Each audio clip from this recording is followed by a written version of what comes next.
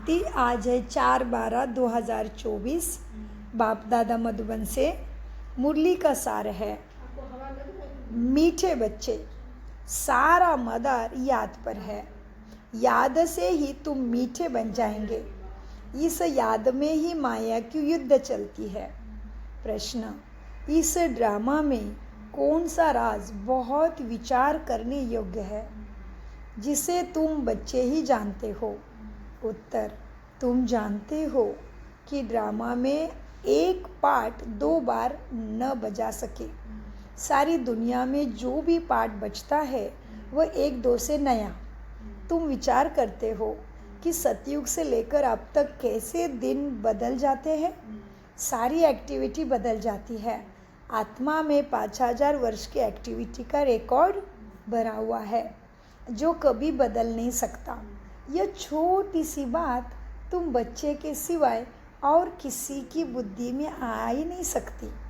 मतलब ये जो अभी आत्मा के पास ये मुकड़ा है ना, ये फिर कभी नहीं मिलने वाला है। हर बार आत्मा अपना चेहरा रंग रूप बदलेगी, ये तुम बच्चों के सिवाय कोई नहीं जानता। ओम शांति। रूहानी बाप रूहानी बच्चों से पूछते हैं, मीठे मीठे बच्चे, तुम अपना भविष्य का पुरुषार्थ, पुरुषोत्तम मुख, तुम अपना भविष्य का पुरुषोत्तम मुख, पुरुषोत्तम चोला देखते हो? यह पुरुषोत्तम संगम युग है ना। तुम फील करते हो कि हम फिर नई दुनिया सतयुग में इनकी वंशावली में जाएंगे, जिनको सुखधाम कहा जाता है। वहाँ के लिए ही तुम अभी पुरुषार्थी बने हो। बड़े बड़े यह अभी सतयुग में जाने के लिए ही अभी पुरुषोत्तम तुम बन रहे हो। बैठे बैठे यही विचार बुद्धि में आने चाहिए। स्टूडेंट जब पढ़ते हैं तो उनकी बुद्धि में यह जरूर रहता है, कल हम यह बनेंगे। वैसे तुम भी जब यहाँ बैठते हो तो भी जानते हो कि हम विष्णु की डायनेस्टी में जाएंगे। तुम्हारी बुद्धि अब अलौकिक है और किसी की बुद्धि में यह बात चिंतन में आती ही नहीं है। वो रमन में कर ही नहीं सकते, उसमें रमन अपनी बुद्धि को उसमें लगा ही नहीं सकते। यह कॉमन सत्संग नहीं है। यहाँ बैठे हो, समझते हो, सत्य बाबा जिसको शिव बाबा कहते हैं, हम उनके संग में बैठे हैं। शिव बाबा भी रचेता है, वही इस रचना के आदि मध्य अंत को जानता है। वही ये नॉलेज तुम्हें देते हैं। जैसे कल की बात सुनाते हैं, यहाँ बैठे हो ना, यह तो याद होगा ना कि हम आए हैं पावन बनने, रिज्यूनेट होने, अर्थात यह शरीर बदल दैवी शरीर लेने के लिए आए हैं। आत्मा कहती है, हमारा यह तमोप्रधान पुराना शरीर है, इसको बदलकर ऐसा नया शरीर देवता का लेना है। कितना सहज है, तुम्हारा लक्ष्य कितना सहज है बताओ।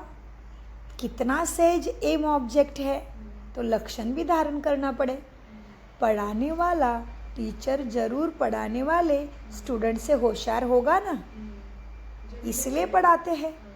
अच्छे कर्म भी तुम्हें सिखलाते हैं।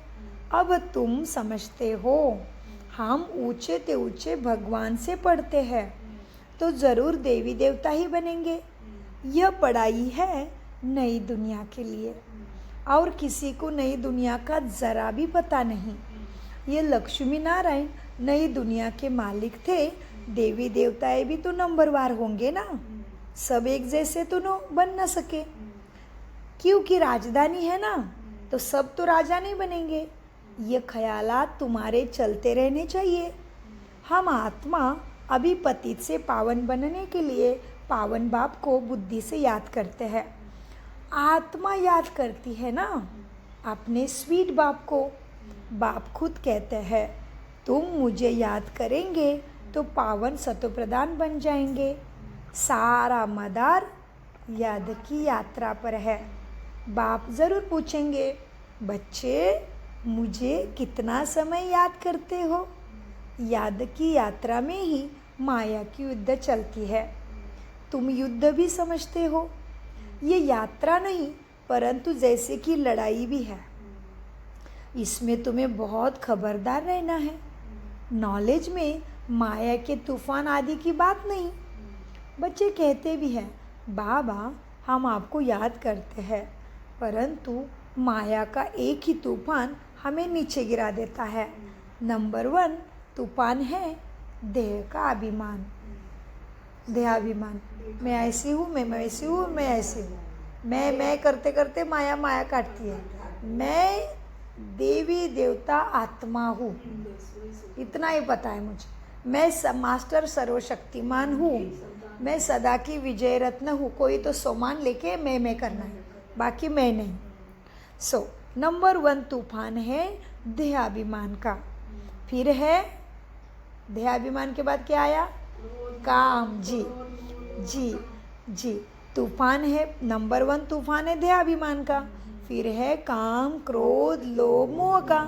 बच्चे कहते हैं बाबा हम बहुत कोशिश करते हैं याद में रहने की, लेकिन कोई विघ्न ना आए, परंतु फिर भी तूफान आ ही जाते हैं। आज क्रोध का तूफान आया, कभी लोभ आया। बाबा आज हमारी अवस्था बहुत अच्छी रही तो कभी गिर गई। कोई भी तूफान सारा दिन नहीं आया तो बड़ी खुशी रहती है ना। बड़ी खुशी रही।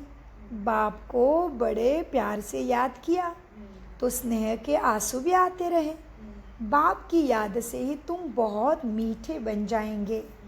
यह भी समझते हैं ना, हम माया से हार खाते खाते अब कहाँ तक आकर पहुँचे हैं। यह कोई समझते थोड़ी है कि हम क्यों दुखी हो गए। अभी मनुष्य तो लाखों वर्ष कह देते हैं इस दुनिया को, कहते हैं लाखों वर्ष की परंपरा चलती आई है, कुछ भी नहीं जानते। तुम कहेंगे हम फिर से अभी मनुष्य से देवता बन रहे हैं। ये नॉलेज बाप ही आकर देते हैं। विचित्र बाप ही विचित्र नॉलेज देते हैं। विचित्र निराकार को कहा जाता है। विचित्र माना क्या हुआ? जिसका कोई चित्र नहीं है ना। विचित्र माना जिसका कोई चित्र नहीं। फोन दे दो। क्या हुआ बाबा अचानक से?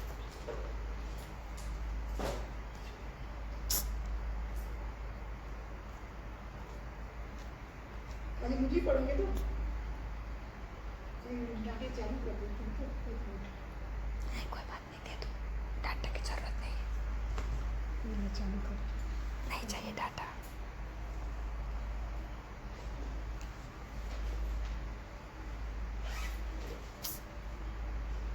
तो बाबा कह रहे थे मीठे बच्चों को, बाबा कह रहे थे बच्चों किसी को भी नहीं पता कि तुम देवी देवता बन रहे हो।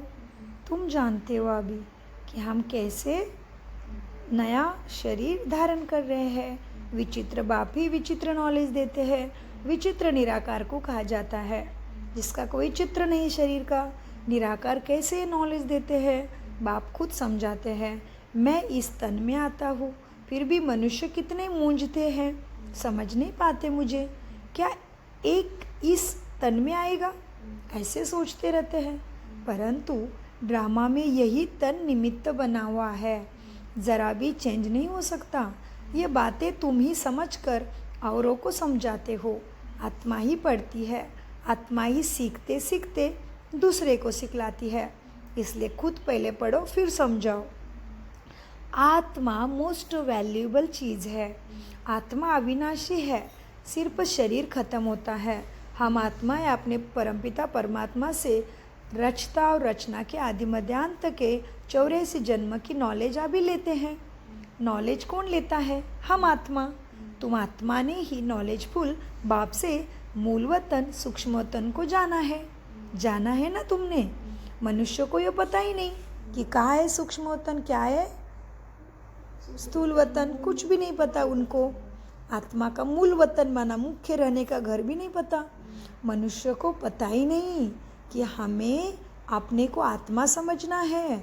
मनुष्य तो अपने को शरीर समझ के उल्टे लटक पड़े हैं। देहाभिमान में जाके और भी पाप बढ़ा रहे हैं। गायन है ना, आत्मा सत्य चित्त आनंद स्वरूप है। परमात्मा की सबसे जास्ती महिमा है। एक बाप की कितनी महिमा है, वही दुख हरता सुख करता। मच्छर आदि की तो इतनी महिमा नहीं करेंगे ना, वह दुख हरता सुख करता ज्ञान का सागर है, तो कितनी महिमा करते देखो बाप की। यह है बाप की महिमा। तुम बच्चे भी मास्टर दुख हरता सुख करता बनते हो। तुम बच्चों को भी ये नॉलेज नहीं थी, जैसे तुम भी पहले बेबी थी, ज्ञान में कुछ नहीं है। छोटे बच्चों को कोई पता समझ नहीं रहती है ना, तो बाबा कहते तुम भी पहले बेबी थी, अभी ज्ञान आ गया है। जैसे तुम भी बेबी थी, बच्चों में नॉलेज नहीं होती और कोई अवगुण भी नहीं होता है ना। छोटे बच्चों में दो चीज़ें होती है, गुण ज्ञान भी नहीं है लेकिन बुराई भी नहीं है, शुद्ध स्वच्छ बच्चा। इसलिए हर किसी का बच्चा प्यारा लगता है ना। किसी के बच्चे देखिए घृणा नहीं आती, प्यार ही आता है, प्यार आता है। जी जी जी, ऐसे लगता है। हाँ, बच्चों में नॉलेज नहीं होती है और कोई अवगुण भी नहीं होता है, इसलिए उससे महात्मा कहा जाता है। इसलिए बच्चों को महात्मा कहा जाता है, क्योंकि पवित्र भी है। जितना छोटा बच्चा उतना नंबर 1 फूल लगता है ना, बिल्कुल ही जैसे कर्मातीत अवस्था है। कर्म अकर्म विकर्मों को कुछ भी नहीं जानते बच्चे, इसलिए वो फूल है। सबको कशिश करते हैं ना, बच्चे सबको प्यारे लगते हैं। जैसे एक बाप सभी को कशिश करते हैं, बाप आए ही है सभी को अपने तरफ कशिश करने, खींच रहे हैं सबको खुशबूदार फूल बनाने। कोई तो कांटे के कांटे ही रह जाते हैं। 5 विकारों के वशीभूत होने वाले को कांटा कहा जाता। नंबर 1 कांटा है देह का अभिमान, जिससे और कांटों का जन्म होता है। कांटों का जंगल बहुत दुख देता है। किस्म किस्म के कांटे जंगल में होते हैं ना, इसलिए मनुष्य दुनिया ही कांटों का जंगल बन गया है। सबके अंदर विकार आ गए, इसीलिए इसको दुख धाम कहा जाता है। नई दुनिया में कांटे नहीं होते हैं, इसलिए उसको दुख धाम नहीं कहते, सुख धाम कहा जाता है। शिव बाबा फूलों का बगीचा लगाते हैं ना, रावण कांटों का जंगल लगाता है, इसलिए रावण को कांटों के जड़ियों से ही जलाते हैं और बाप पर फूल चढ़ाते हैं। इन बातों को बाप जाने और तुम बच्चे ही जाने, और कोई ना जाने इन बातों को। तुम बच्चे जानते हो, ड्रामा में 1 पार्ट 2 बार बजा ना सके। अभी ये शरीर मिला है तो ये बहुत अमूल्य शरीर है, क्योंकि इसी शरीर में भगवान से मिलन हो रहा है। मुझे जन्म जन्मों की सदगति सुख शांति मिलनी है, तो इसीलिए फिर ये शरीर नहीं मिलेगा। इसीलिए बाबा कहते तुम ही जानते हो, ये बात कोई भी नहीं जानते हैं। ड्रामा में 1 पार्ट 2 बार बजा ना सके। बुद्धि में सारी दुनिया में, तुम्हारे बुद्धि में है ना, सारी दुनिया में जो पार्ट बजाता है वो 1-2 से नया है। हमें जो सतयुग में जो शरीर था वो अभी नहीं, और अभी जो संगम का शरीर है वो फिर नहीं। ये तुम ही जानते हो। अभी तुम विचार करो, सतयुग से लेकर अब तक हमारे कैसे दिन बदल गए। विचार करो, अब तक कैसे दिन बदल जाते हैं, सारी एक्टिविटी बदल जाती है। 5000 वर्ष की एक्टिविटी का रिकॉर्ड आत्मा में भरा हुआ है, वह कभी बदल नहीं सकता। हर आत्मा में अपना अपना पार्ट भरा हुआ है। ये छोटी सी बात भी कोई की बुद्धि में आ नहीं सके। इस ड्रामा के पास्ट प्रेजेंट फ्यूचर को तुम ही जानते हो। इस ड्रामा के वर्तमान भूत और भविष्य को तुम ही जानते हो। इस ड्रामा को, ये है ना तुम्हारे लिए स्कूल है ना, पवित्र बन बाप को याद करने की पढ़ाई बाप ही पढ़ाते हैं।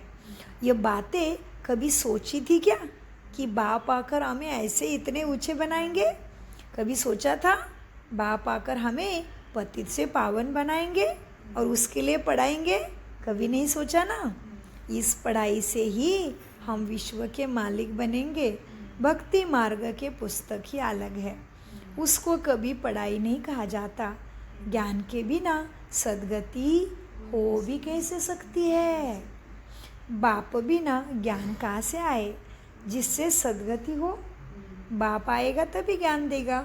सद्गति में जब तुम सब होंगे तभी नहीं भक्ति करनी पड़ती, वह है ही अपार सुख। फिर भक्ति किस लिए करेंगे भले? ये ज्ञान अभी ही तुम्हें मिला है। सारा ज्ञान आत्मा में रहता है। आत्मा का कोई धर्म नहीं होता।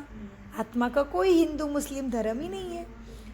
आत्मा जब शरीर धारण करती है फिर कहती है फलाना इस धर्म का है। आत्मा का धर्म क्या है? एक तो आत्मा हूँ और मैं शांति और मेरा सद्गुण गुण ज्ञान शक्ति ही मेरा धर्म है। एक तो आत्मा बिंदी मिसल है और शांत स्वरूप है, शांति धाम में रहती है, यही उसका धर्म है। अभी बाप समझाते हैं सभी बच्चों का बाप पर हक है। बहुत बच्चे हैं जो और धर्मों में कन्वर्ट होके गए जन्म लेके वो फिर निकल कर बाप के पास आएंगे। इसलिए कोई भी धर्म का होगा ज़रूर ब्रह्मा कुमारी में आएगा। क्रिश्चियन हो, मुसलमान हो, पंजाबी हो, जैनी हो, हिंदू हो, सब आएंगे, क्योंकि जन्म मृत्यु का खेल खेलते खेलते उस धर्म में चली गई आत्मा। तो बाबा कहते बहुत बच्चे हैं जो और धर्म में कन्वर्ट हो गए, वो फिर वहाँ से निकलकर अपने बाप के पास अपने असली धर्म में आ जाएंगे। जो देवी देवता धर्म छोड़कर दूसरे जन्म धर्म में गए थे वह सभी पत्ते बाप के पास लौट आने हैं। दूसरे धर्म में गए हैं वह सभी पत्ते लौट अपनी जगह पर आ जाएंगे। तुम पहले तो बाप का परिचय सबको तुम्हें देना है। इन बातों में ही सब मूंझ गए हैं, कंफ्यूज है जी। और कैसे सबका बाप एक हो सकता है? मुसलमान कहते हैं हम कैसे माने शिव, हमारा तो अल्लाह है, हमारा तो गॉड है, हमारा तो गुरु नानक है, हमारा तो महावीर जैन है, हमारा तो बुद्ध है। ऐसे सब मूंझ गए हैं, लेकिन उन्होंने सबने ही बाप को ही याद किया है। इसलिए सभी ध्यान मुद्रा में है, सभी ऊपर ही उंगली करके बैठे हैं और सबका मालिक एक है, साईं खुद कह रहा है। सो बाबा कहते हैं तुम बच्चे समझते हो अभी हमें कौन पढ़ाता है? तुम्हें पहले तो बाप का ही परिचय देना है। इन बातों में ही सब कंफ्यूज हुए हैं। तुम बच्चे तो सब समझते हो, हमें अपना बाप मिल गया तो बाप की प्रॉपर्टी तो ज़रूर मिलनी है। तो बाप तो मेरा सुख धाम बना रहा है, तो मुझे तो मालकी मिलनी ही चाहिए। बाप की नहीं मिलेगी तो भले किसकी मिलेगी? तो देवी देवता कौन है? हमारे भाई बहन। भाई से कभी प्रॉपर्टी मिलती है क्या? नहीं। इसलिए हमारा भक्ति का पाठ, भक्ति में देवी देवताओं को लेके बैठे थे। जैसे ही वो क्लास पूरा हो गया, भक्ति में पास हो गए तो बाप मिला, है ना। जैसे स्कूल में जाते हैं, टीचर पढ़ाती 1 2 तोतली भाषा में 1 2 भी नहीं बोलने आता, फिर लिखने भी नहीं आता, तो घर आके भाई मदद करता है बड़ा, फिर हाथ पकड़ता है, नहीं तो माँ मदद करती है ना। तो इसलिए कहते लक्ष्मी माँ, दुर्गा माँ, जगत अम्बा, संतोषी माँ, देवियों को माँ कहते हैं। तो हमारे जैसे लौकिक स्कूलों में, दुनिया के स्कूल में पढ़ते हैं पहले हाथ भी पकड़ती है माँ। ऐसे 1 लिखना है, ऐसे क लिखना है, ऐसे 2 लिखना है। तो भक्ति में वही किया हमने, माँ को बुलाया, गणेश को बुलाया, विघ्नहर्ता को बुलाया, उसकी पूजा की, किसी ने हनुमान की पूजा की, किसी ने शनिदेव को प्रसन्न किया। तो वो पाठ पूरा हो गया, वो पढ़ाई में पास हो गए हम, तो बाप ने पसंद किया तो बाप मिल गया। तो अभी बाप मिला तो वर्षा मिलना ही चाहिए, लेकिन मेहनत तो करना, लेकिन पढ़ाई करना हमारा काम है, पढ़ाई करना पड़ेगा। जैसे समझ लो भाई बहन ने सिखा तो दिया, ऐसे लिखना है, ऐसे लिखना है, अभी लिखना तो पड़ेगा ना भाई को, तो डॉक्टर कैसे बनेंगे? तो इस तरह से ये भी है। तो बाबा कहते हैं तुम बच्चे समझते हो अभी हमें कौन पढ़ाता है? बेहद का बाप, वो सबका बाप है। श्री कृष्ण को तो देहधारी है, अभी ब्रह्मा बाप को भी देहधारी है। अभी श्री कृष्ण तो देहधारी है, इनको ब्रह्मा बाबा को भी दादा कहेंगे। ये भी तुम्हारा बड़ा भाई है, बाप नहीं बन सकता वो भी। तुम सब भाई भाई हो ना, आत्मा भाई भाई। फिर है मर्तबे के ऊपर शरीर, भाई का शरीर कैसा है, बहन का शरीर कैसा है। आत्मा तो एक छोटा सितारा है, शरीर तो अलग अलग है। इतनी सारी नॉलेज एक छोटी सी में आत्मा सितारे में है। सितारा सितारा शरीर के बगैर बात भी नहीं कर सकता। सितारे को पाठ बजाने के लिए भी इतने ढेर शरीर के ऑर्गन्स मिले हैं, शरीर के अंग मिले हैं, हाथ कान नाक बुद्धि सब कुछ मिला है ना, नहीं तो कैसे पाठ बजाएगी। आत्मा के कितने सारे कर्मचारी, 8 कर्मचारी मुख्य, मन बुद्धि संस्कार अंतर के कर्मचारी, हाथ कान नाक बोलने की शक्ति, 5 सेंस ऑर्गन्स बाहर के। तो आत्मा को कितने ऑर्गन्स मिले हैं। तुम सितारों की दुनिया ही अलग है। आत्मा यहाँ आकर फिर शरीर धारण करती है। शरीर छोटा बड़ा होता है, आत्मा ही अपने बाप को याद करती है। वह भी जब तक शरीर में है तब तक याद कर सकती है। घर में आत्मा बाप को याद कर नहीं सकेगी, वो तो चमचमता बिंदु है, वहाँ कुछ भी मालूम नहीं पड़ता। हम कहाँ हैं कुछ भी नहीं पता। ये शरीर में ही सारा पद प्राप्त करना है। आत्मा और परमात्मा दोनों जब शरीर में है तब आत्माओं और परमात्मा का मेला कहा जाता है। गायन भी है ना, आत्मा और परमात्मा अलग रहे बहुकार, सदगुरु मिला दलाल तो मेला हो गया। इसी के प्रतीकात्मक कुंभ मेला मनाते हैं। समझते नहीं कैसा कुंभ है। कितना समय तुम अलग रहे याद आता है। कितना समय में बाप से अलग रही। सेकंड पास होते होते 5000 वर्ष बीत गए। फिर 1 नंबर से शुरू करना है। एक्यूरेट हिसाब बाप ने समझा है ना। अभी तुमसे कोई पूछे कि इनसे कब जन्म लिया था, अभी तुमसे कोई पूछे इसने जन्म कब लिया था, तो तुम एक्यूरेट बता सकते हो। कृष्ण कब आया था तुम बता सकते हो। तो तुम्हें कोई पूछेगा इसने कब जन्म लिया, तो तुम बराबर बता सकते हो।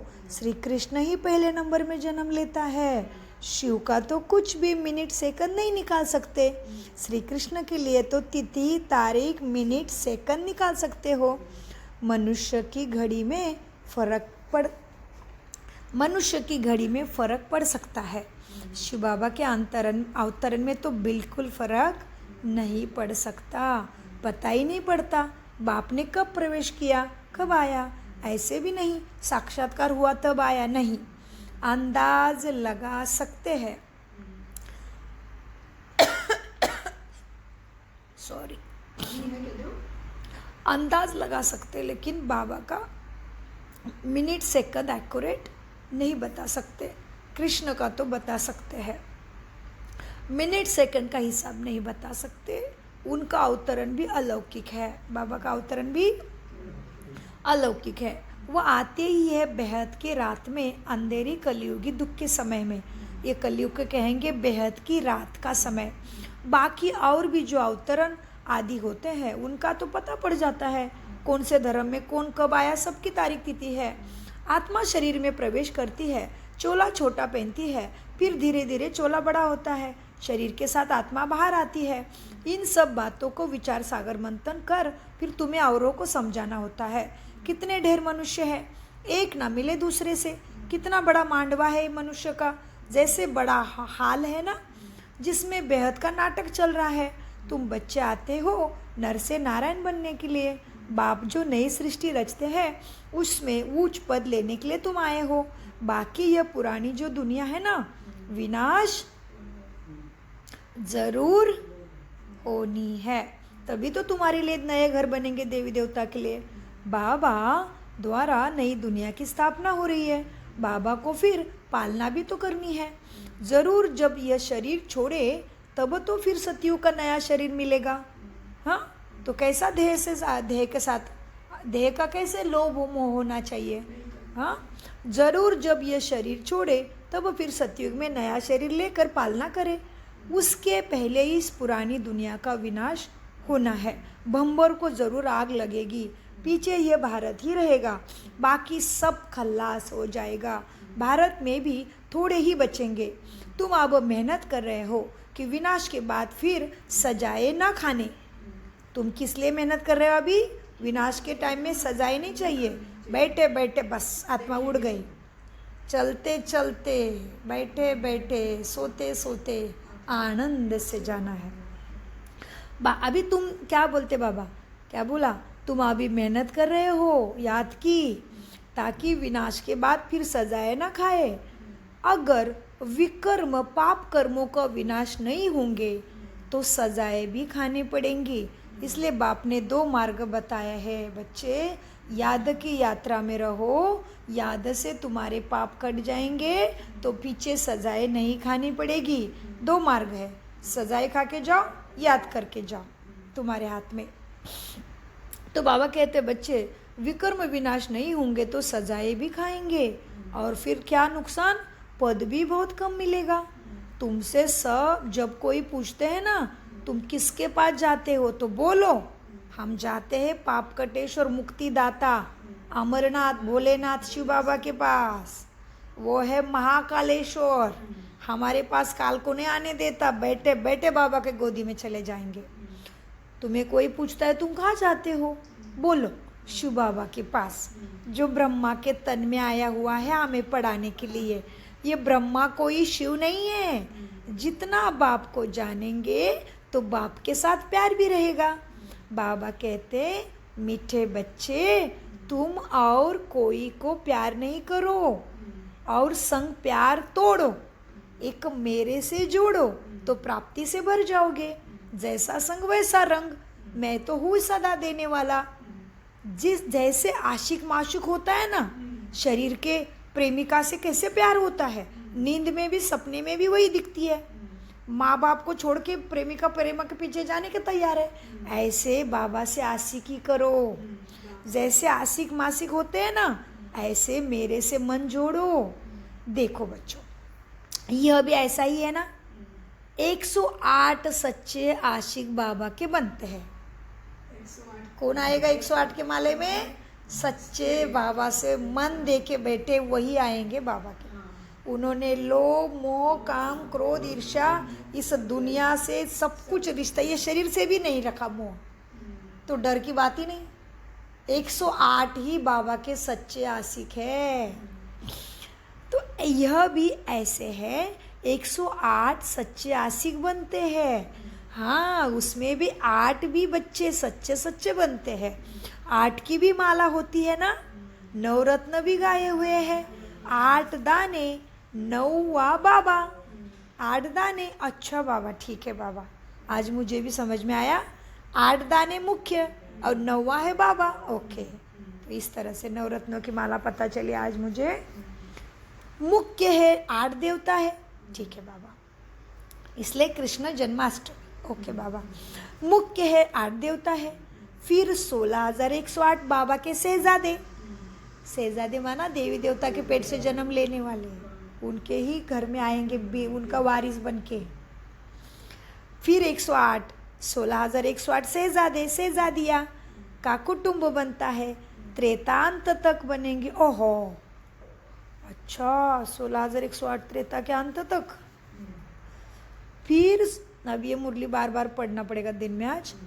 फिर 100, क्योंकि मेरा लक्ष्य है, मैंने बोला है बाबा को मुझे उस माला में ही आना है, तो इसलिए आज बाबा मुझे विशेष सिखाना चाहते कि कौन से माला में आने के लिए क्या करना पड़ेगा। मैंने अपनी माला फिक्स किया, अपनी भी आप भी करो भाई, क्योंकि मैंने भक्ति में बहुत माला जपी है। जब तक 25 माला का जप नहीं होता था, सुजाता बहन छोटेपन से पानी तक नहीं पीते थे, इतना भक्ति अच्छी थी। सो बाबा कहते हैं, और फिर मैंने 5 गुरु भी किए थे भक्ति में। राधा कृष्ण में भी गई, विस्कॉन में भी गई, बहुत सारे गुरु में गई, स्वाध्याय में बहुत, भारत में भी गई, बहुत जगह पे गई, गणपति, बहुत सारे गुरु किए मैंने। फिर 16,108 शहजादियों का कुटुंब बनता है त्रेतांत तक। बाबा तो हथेली पे, किस पे, हाथ में। बाबा अपने हाथ में बख्शीश लेके आया हमारे लिए, दूर नहीं है, ढूंढना नहीं पड़ेगा, बस तुमने एक हाथ से किया कि तैयारी है। इसलिए कहीं कहीं बाबा का फोटो ऐसे रहता है, ब्रह्मा बाबा का, है ना। अच्छा वो अपने रूम में भी ऐसा ही फोटो है ना बाबा का, हाथ वाला। बाबा तो हथेली पर बहिस्त दिखाते हैं ना, बहिस्त माना स्वर्ग। तुम बच्चों को नशा है ना कि हम तो सृष्टि के मालिक बनते हैं, बाबा से ऐसा सौदा करना है। कहते हैं कोई विरला व्यापारी बाबा से सच्चा सौदा करता है, बाबा से सच्ची आशिकी करता है। ऐसे कोई व्यापारी थोड़े बच्चे निकलते हैं। जो बच्चे ऐसे उमंग में रहो, हम जाते हैं बाबा के पास। ऊपर वाला बाबा दुनिया को मालूम ही है, वो कहेंगे कि दुनिया को मालूम ही नहीं है, वो कहेंगे कि वो तो अंत में आता है। अब वही कलयुग का अंत चल रहा है भाई, भगवान आ गया है। वही गीता महाभारत का समय चल रहा है। वही यादव जो मुसल निकाल रहे हैं, यादव मुसल, यादव माना फॉरेनर, अंग्रेज, मुसलमाना मिसाइलें, बॉम्ब दा बारूद, मुसलमाना मिसाइलें, बड़े बड़े बॉम्ब्स। वही यादव जो मुसल निकाल रहे हैं, वही कौरवों का राज्य, और तुम हो पांडव खड़े। तुम बच्चा भी घर बैठ अपनी कमाई कर रहे हो। भगवान घर बैठे आया हुआ है तुम्हें देने के लिए। इसलिए बाबा कहते हैं कि अपनी कमाई ज़रूर घर बैठे बैठे मन में मुझे याद करके कर लो। ज्ञान योग धारणा सेवा, बस। बाबा कहते हैं भगवान घर बैठे आया हुआ है, इसलिए बाबा कहते हैं अपनी कमाई कर लो। यह तुम्हारा अमूल्य हीरे जैसा जन्म है। यही हीरे जैसा जन्म अमूल्य गाया हुआ है। अब इसको कौड़ी बदले खोना नहीं, इनके उनकी बातों में जाना नहीं, इधर उधर के ख्यालात इधर बुद्धि में चलने देना नहीं, श्वासों को कौड़ी बदले जाने नहीं देना है, हर श्वास में सफल करना है। उसको कहते हैं अजपा जप, जतन करना है, उसका नाम लेने में सांस लगाने हैं। इस हीरे जैसे जन्म को कौड़ी बदले खोना नहीं। अब तुम इस सारी दुनिया को राम राज्य बनाते हो, तुमको शिव से शक्ति मिल रही है। बाकी आजकल कईयों की अकाली मृत्यु भी हो जाती है। बाबा आजकल रोज बता रहे अकाली मृत्यु का, रोज बता रहे, आजकल रोज याद दिलाते। बाकी कई योग की अकाली मृत्यु भी हो जाती है। बाबा बुद्धि का ताला खोलता है और माया बुद्धि का ताला बंद कर देती है। अभी तुम माताओं की है, ज्ञान का कलश मिला हुआ है।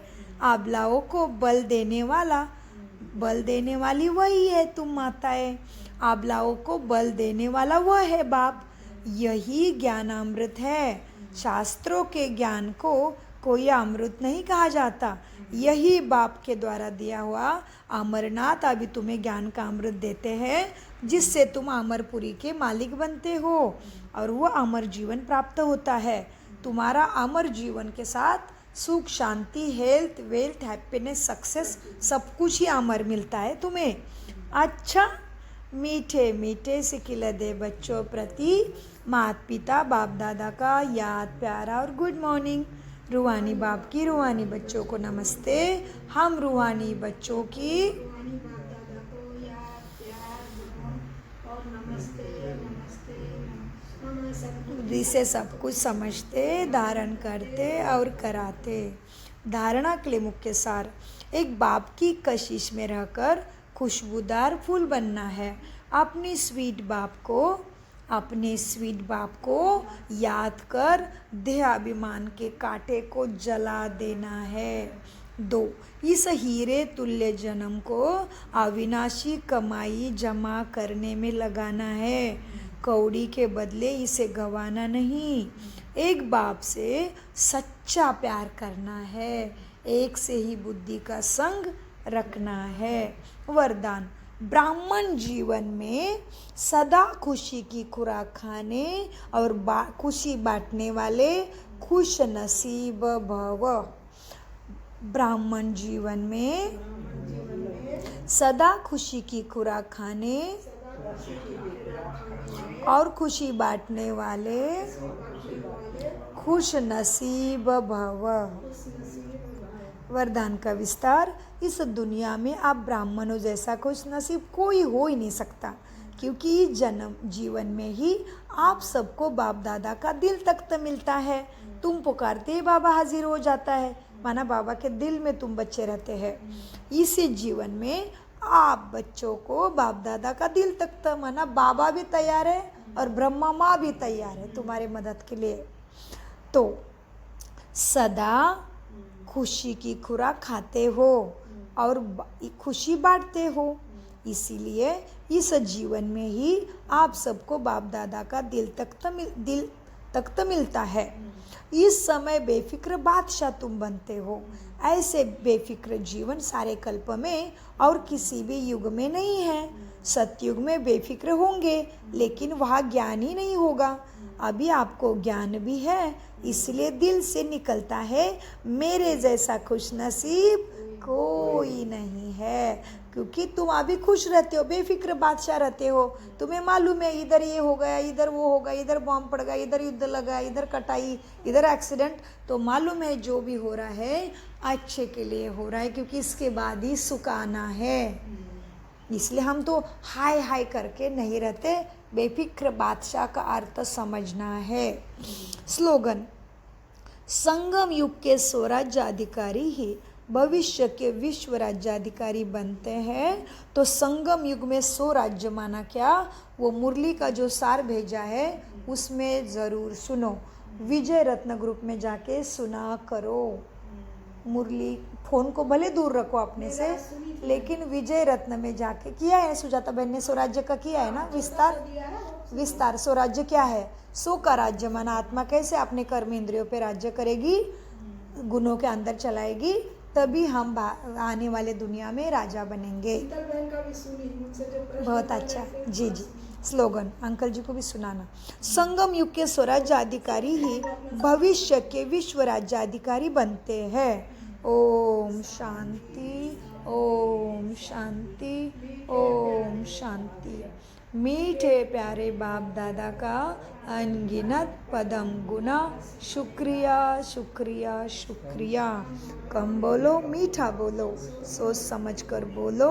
शुक्रिया बाबा, शुक्रिया बाबा। सदा